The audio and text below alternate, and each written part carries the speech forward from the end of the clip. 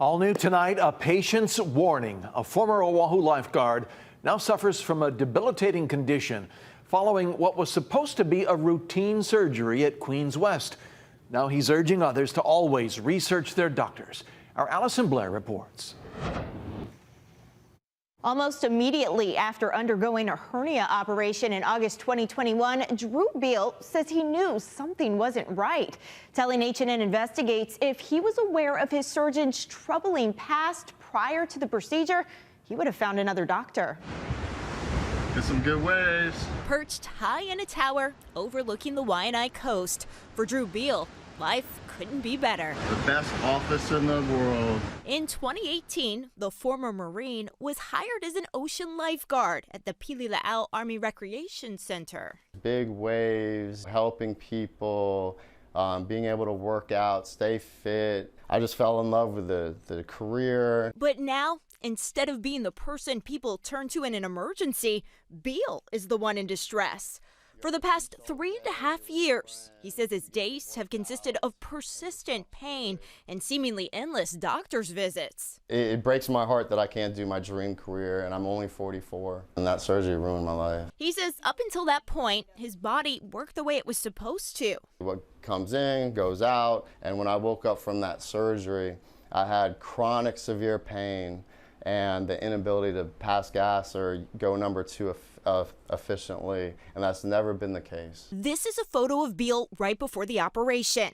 Here he is 3 weeks after. He says his size 32 waist ballooned to a 38. My surgeon was Dr. Cryer. Beale says he met Dr. Chad Cryer after being referred to Queens West through the Veterans Affairs Community Care Network. The day that I was supposed to have my post-op appointment with Dr. Cryer, that was the day I actually went into the ER. They just said, oh, you need to eat more fiber and drink more water. He did, but his symptoms never went away. Beale says he can spend up to 6 hours a day in the bathroom trying to relieve himself. It's just torture.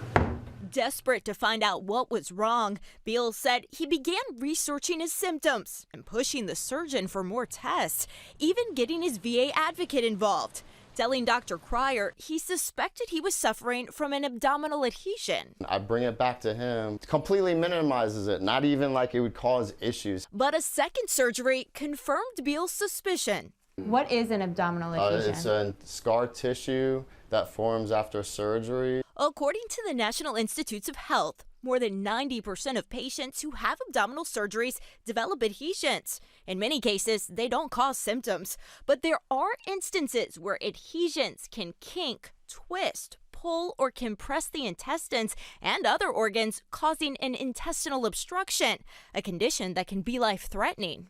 I didn't know anything about Dr. Cryer. Did you do any kind of background on him yourself? I did not. I just assumed, just like any big agency, that they'd do their own initial backgrounds and filter out the best doctors possible. It wasn't until after Beale's second surgery that he found out about Dr. Cryer's past. And I was completely shocked that Queens West would hire a surgeon with that kind of background. According to a Virginia Board of Medicine consent order, at one point, Dr. Cryer was prohibited from working in any capacity in the healthcare field following years of bouncing in and out of rehab for alcohol dependence and a psychological disorder. The document states in 2008, a blood test revealed Cryer had a blood alcohol level of 0.40, 5 times the legal limit. Then, in 2010, the doctor wrecked his car in an alcohol-related crash. The following year, a colleague reported smelling alcohol on the doctor when he arrived to work. Afterwards, Cryer resigned from his surgical residency. In 2012, the doctor was admitted to inpatient psychiatric treatment after another car crash Cryer admitted was a suicide attempt. Then in 2014, records show the doctor was granted a conditional license by the Hawaii Medical Board after entering a local monitoring program. That 2015 order went on to say, based on successful completion of treatment, therapy, and with nearly 3 years monitored continuous sobriety, it was believed Cryer was prepared to return to graduate medical training. H&N Investigates confirmed Cryer currently holds a physician's license in Hawaii with no restrictions. I am definitely not saying he was high or tipsy or anything doing surgery on me, but who's to say he wasn't? We asked officials with the Queens Health System if they knew about Dr. Cryer's background, why they hired him, and if they'd received complaints about the doctor. We also asked if they believed it was responsible to let a surgeon with a history of severe alcohol and mental health issues perform surgeries. Queens didn't answer our questions, only saying the safety and well-being of our patients is our highest priority. Currently, Dr. Chad Cryer is a Queens physician and part of our medical group who is in good standing. What is your response to that? His lack of communication to me is kind of shady also. Do you think Queens standards need to be higher? I do. And I'd like to leave a message for Dr. Chad Cryer. We also made multiple attempts by phone and email to reach Dr. Cryer so he could respond.